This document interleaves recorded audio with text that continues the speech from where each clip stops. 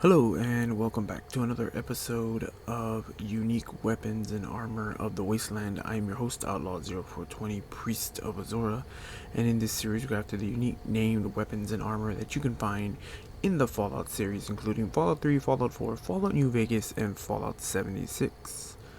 Today's unique weapon is the Pulse Gun, a truly unique weapon in the game Fallout New Vegas.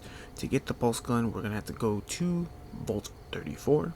Vault 34 is located north of Camp Golf, south of Raoul's Shack, and east of the East Pump Station. Now, you can get the Pulse Gun during a quest. There's a quest with Veronica, one of your companions for the Brotherhood, and you'll come here to get it to help her show that the Brotherhood is vulnerable to attacks because there are weapons out there to stop them from being shut-ins. But I don't have Veronica, and you can come and get this gun even if you aren't doing that quest. Now we are going to make a quick pit stop someplace to get a certain item that will make this quest even easier. Okay, we've come to Nellis Air Force Base, and just in case you don't know, Nellis' Air Force Base is right over here in the top corner. This is the hangars, this is the actual Air Force Base, but we're going to come here to this location, and it is Pearl's Barracks. And once we come in here, you can just run over to this corner. If you don't want to get caught, I mean, if you don't care, then, well, you don't care.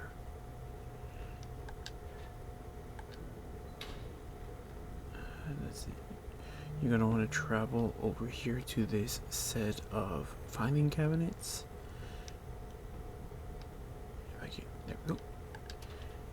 And once you open it, you can get this one, Colonel Blackwell's Key, and the Inventory Transfer Order. These are for the quest if you're doing it with Veronica. But what that does is, now that we have that key, we'll be able to open up the container that it has without needing the lockpick skill. So we're going to head back to Vault 34, and we'll show you how to get the weapon.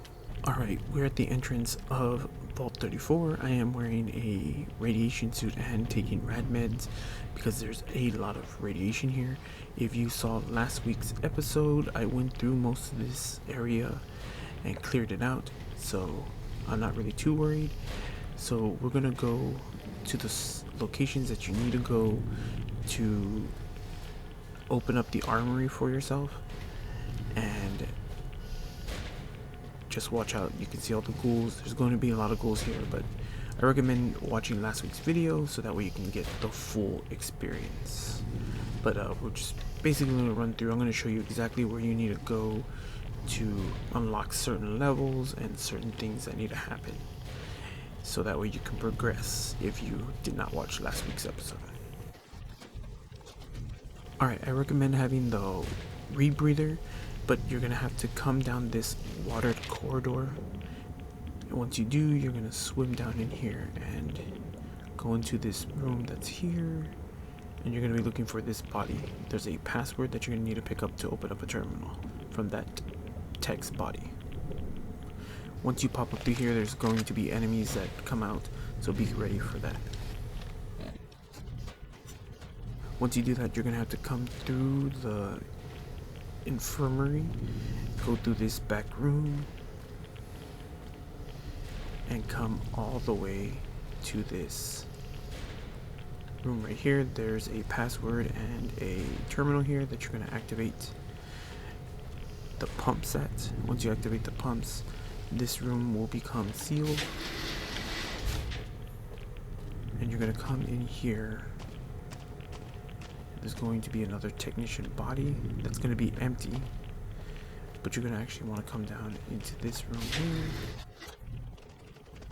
and you're going to come over to this spot. This location right here is going to be a password for the Overseer's terminal, and you'll be able to unlock the Overseer's room from that terminal, and that's the whole purpose of coming down into this area.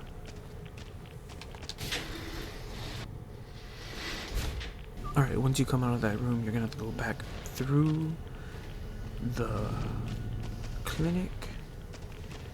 And once you run through the clinic, you're gonna turn, come down this area with the goo on the floor, and enter the overseer's quarters.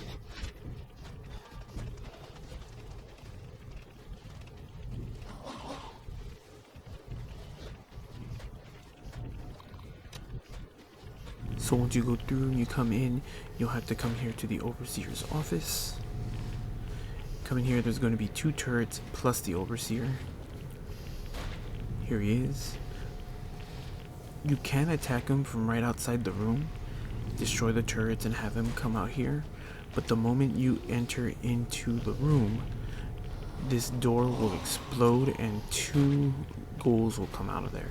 So my advice is to fight the overseer outside of the room instead of going inside.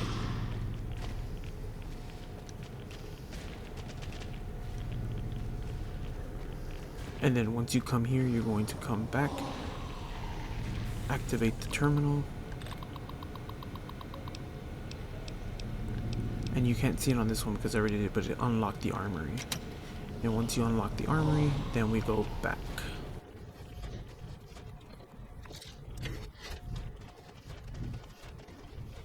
And after you've unlocked the door, you can come here to the armory, and you're gonna go straight down, turn, and you're gonna come in here, and this door will now be unlocked. And when you enter into this room, this is the armory. There are a lot of weapons and armor in here that you want to take, but remember, if you're over encumbered and having a lot of radiation damage, do be careful with that. There are going to be a lot of enemies here, so do watch out, as well as remember there's a lot of backtracking in this thing, so just be careful, watch your radiation and your ammo. And so we're going to want to come over here to this box, and right in this box, since you have the key, you can just open it automatically, and here is the pulse gun. Alright, and there you go, ladies and gents, the pulse gun. A one-handed portable electromagnetic pulse-based weapon that delivers an additional bonus damage to robots and those wearing power armor. When fired, the pulse gun looks pretty cool. When fired, the pulse gun suffers from a small delay before discharging due to its buildup of the charge for the pulse. This results in the need to continuously aim at a target after pulling the trigger to ensure that it hits. As a weapon, the pulse gun is only effective against robots and opponents in power armor, since it only delivers a small amount of impact damage otherwise. Because of the amount of impact damage and EMP bonus damage being consistent, it is essentially unaffected by different ammunition types, perks, chems, and energy weapon skills level. Additionally, the pulse gun is also ineffective against NCR salvage power armor due to the removal of the armor joint servo motors, meaning it is no longer power armor in the traditional sense. The pulse gun can fire a total of 495 times using standard cells, the equivalent of 99 reloads from full condition before breaking. I am going to put up this little diagram. You can change the ammunition type and it will change the durability. As you can see in the chart, bulk gives you the most reloads, but it's the least amount. It doesn't really matter about the damage, but if you're just going to be shooting it and fighting it, bulk energy is probably your best choice. And there you have it, the pulse gun, a truly unique weapon in the Fallout series. If you did enjoy finding this unique weapon and these dosed tones, then hit your subscribe button, ring that notification bell, and do whatever else the YouTube gods demand of you, like leaving a comment and liking the video so that way other people can see.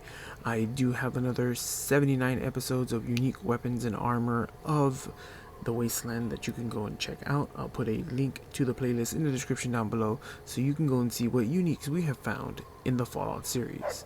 And as always, my friends, remember, someone out there appreciates you because I appreciate you. May Azor's glow guide you ever warmly. Bye.